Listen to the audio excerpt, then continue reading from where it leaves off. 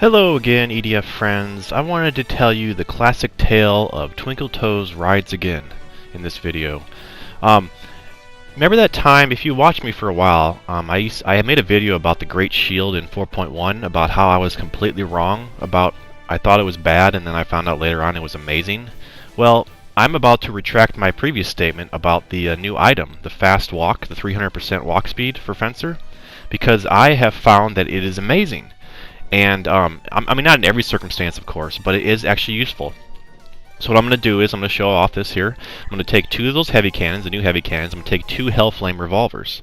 Then I'm going to take the fast walk speed item, the 300%, and I'm going to take also the 100% recoil reduction for my heavy cannon. So, as you can see, I'm going to wobble over to these guys, and I'm going to wobble over to these girls. This is the mission 14 on the DLC 1. It's where the all golds surround you. And yes, you can actually complete it with not even jumping, not even dashing.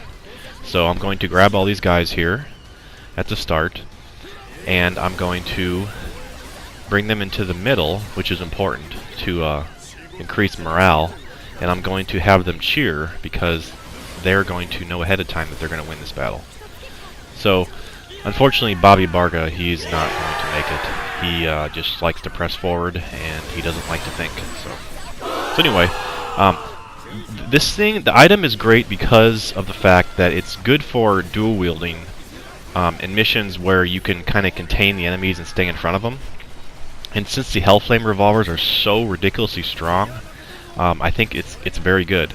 And another way you could do it is instead of taking the Hellflame, you could take the double Gatling, and then you wouldn't need the 100% recoil reduction. You could take like a four jumps and 4 dashes to still stay mobile at your second setup. But I just wanted to do this because it's fun. I'm going to use my heavy cannons at the beginning here just to kill groups of golds as much as I can. But it's a little tough to turn with the Hellflame revolvers, unfortunately. But other than that, as long as you keep strafing and walking away from the enemies, you're fast enough to where if any enemy comes near you, you can just melt them fast, and then you can just keep continuing on fighting. So I'm very happy with this, actually. So what I'm gonna do is I'm trying to work my way to the edge of the border because there's the last wave. There is enemies that surround you all the way on all sides. So because of that, I want to make sure I'm behind them so that I don't have to worry about walking towards the enemy. I'm gonna walk away from them all the time. These NPCs are going to help out a little bit too. They're pretty strong, but even so, I don't think you would need necessarily their help because of just how strong the Hellflame is, and you can just melt them as they walk towards you, the golds. So we'll see how this goes. So I have a huge group of NPCs following me. Now the next wave is going to be 2, one in front and then one to the right, I believe, of me. And then I'm just going to focus on the right side, and then I'm going to kill the other ones later when they get to me. So I've been testing out this setup on other missions too, and I'm pretty impressed, honestly. I mean, certain missions, obviously with drones or with wasps, I think it's going to be better to be fast, of course. I mean, certain missions always going to be better to be fast, but I think there is definitely good uses for this setup. And like someone said in the comments, it's nice to be able to walk in more fine-tuned directions, because when you're dashing, it's always in just short, fast movements. You're not able to do like fine-tuning to walk around like a building or walk around something. So it is nice to have full control and still be fast, which is kind of different for FENCER.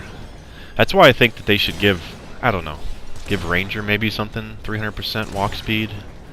I don't know. I feel like that would be an item that you would literally always use, though, if that was the case. And like I said in previous videos, I like to have Ranger as a challenging class, but as you can see, the NPCs, because I'm moving backward, they're always moving, which keeps them alive longer.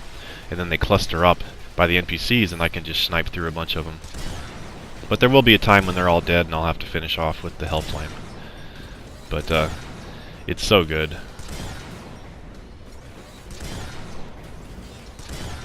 Alright, the next wave should be the one where they're surrounding us, I think. But I'm on the far enough corner where it's not going to matter, I don't think. But it starts, I think this is the last wave. and then they start out in front, and then they start circling around. I think this is the last wave. I'm not sure. We'll see.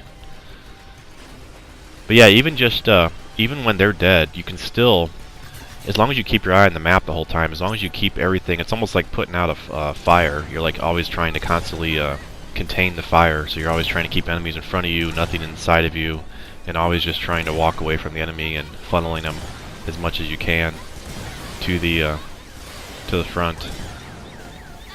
But yeah, these heavy cannons are nice too because they'll one-shot these golds as well.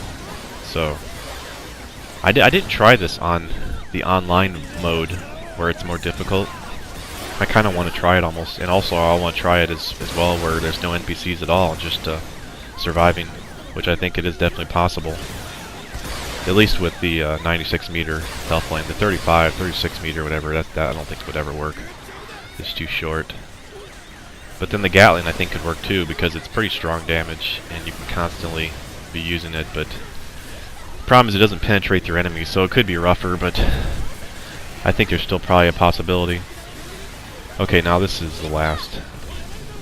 I think they're going to die here pretty soon because I shouldn't have doubled back there. I kind of oh my goodness, that poor wing diver ran right in front of the flame. It literally melts anything. I forgot what the damage per second was. I remember looking at it. I thought it was something around like 10, 12,000 a second. But the flame is weird because the more flame that touches the enemy, the more damage it does. So technically, it's more than what it says, depending on how much fire touches, or less than what it says, depending on how much fire touches. But yeah, I think this is the last wave because the NPCs are going to die here, and then they're all going to come after me. And even so, even if you have to jump, you can actually hop once with the Hellflame. So it is a little bit faster movement if you hop and then keep running, because the hop doesn't seem to reset your running. I mean, it resets a little bit, but doesn't place you in a complete stop. So you actually can hop and then keep running pretty fast. But yeah, as long as you see I'm strafing, it's not too bad. So yeah, that's the end of it. So anyway, I just wanted to share it with you. I'm really happy with this item, and I'm going to be doing more tests and finding better uses for it. But yeah, give it a try. It's definitely fun. So thanks for watching. I hope to see you on the next video.